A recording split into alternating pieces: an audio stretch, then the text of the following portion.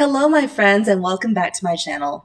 In this video, we're going to talk about a relatively new phenomenon in the past few years that is slowly diminishing your ability to make productive and effective decisions: decision fatigue.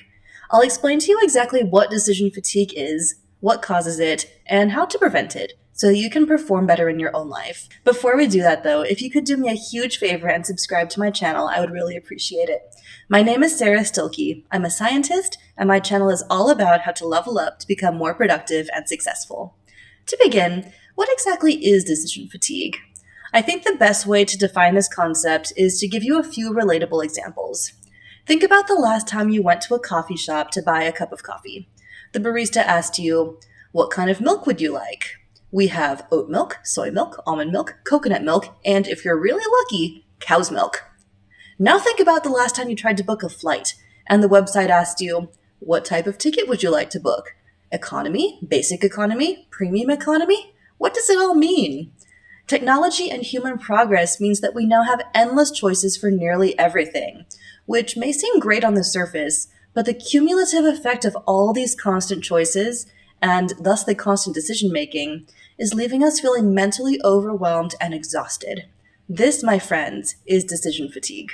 Psychologists have actually studied the concept of decision fatigue, which is the idea that after making a large number of decisions, your ability to make quality decisions decreases.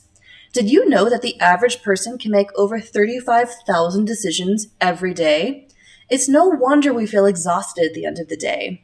In fact, when we're suffering from decision fatigue, sometimes we'll just stop making any decisions at all. Sound familiar?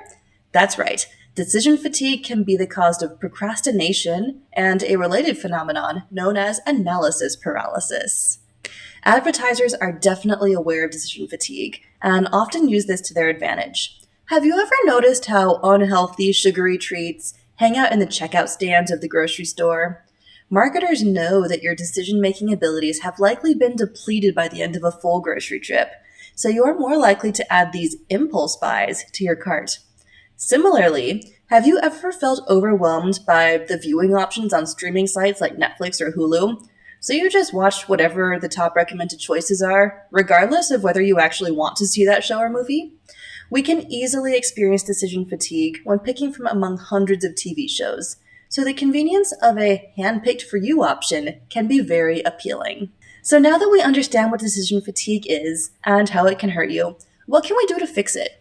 Put simply, we can reduce the number of decisions that we make in a given day in order to retain some of our finite decision-making ability. People like Mark Zuckerberg and Barack Obama famously wear the same outfit every day in an effort to reduce the decisions involved in getting dressed in the morning. If you aren't quite ready to go this hardcore, there are still things you can do to reduce the number of decisions that you make every day. One thing you can do is to make decisions ahead of time so that you don't have to think about them in the moment.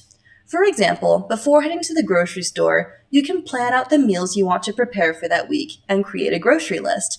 This will allow you to immediately pick out only the items you need from the store and help you ignore all the other tempting options. Creating habits is another way to reduce decision fatigue. If you create a morning routine for yourself, your brain will implement the routine on autopilot so that you no longer need to make individual decisions about each step in getting ready in the morning. A third thing you can do to reduce your decision-making overwhelm is to get in the practice of saying no to things you don't want to do, or when you feel like you have too much on your plate. If you are somebody who struggles with saying no, I totally get it. It's easy to feel guilty or like you're letting someone down when you say no to something. I recommend practicing a few diplomatic ways of saying no ahead of time, so that when the time comes, you can avoid even further decision-making by having your responses ready to go. You can say something like, "I'm sorry, my schedule is just really full at the moment, and I promised myself I wouldn't take on any new commitments right now." Or my personal favorite, "That project sounds really interesting, but I just don't have the bandwidth right now to give it the attention it deserves." Finally, we know that despite our best efforts, decision fatigue can still sometimes happen, but we can mitigate some of the negative effects of poor decision-making with just a little bit of advanced planning. My last piece of advice is to make your most important or difficult decisions first thing in the morning when your decision-making ability is the highest. This way, the high-impact decisions have been made and you don't run the risk of making poor decisions on important matters later in the day. Similar to this, it's a good idea to do the most unpleasant or dreaded tasks first thing in the morning as well, so that you can save the mental energy that would otherwise have been spent on procrastination and avoidance. I hope this video has taught you a little bit more about decision fatigue and how to overcome it in your own life. If you've enjoyed this video, please like it and consider subscribing to my channel. Thanks again for watching, and I'll see you in the next video.